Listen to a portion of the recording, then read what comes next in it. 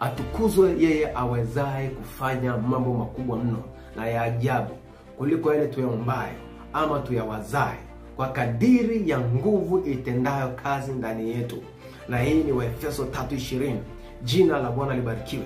Na hizi ni habari njema za ufalme wa mbinguni. Neno la Mungu linaposema kwamba kwa kadiri, ninachotaka kuongelea siku ya leo ni kwa kadiri ya nguvu itendayo kazi ndani ya mtu. Tumekuwa tukisema hili neno sana.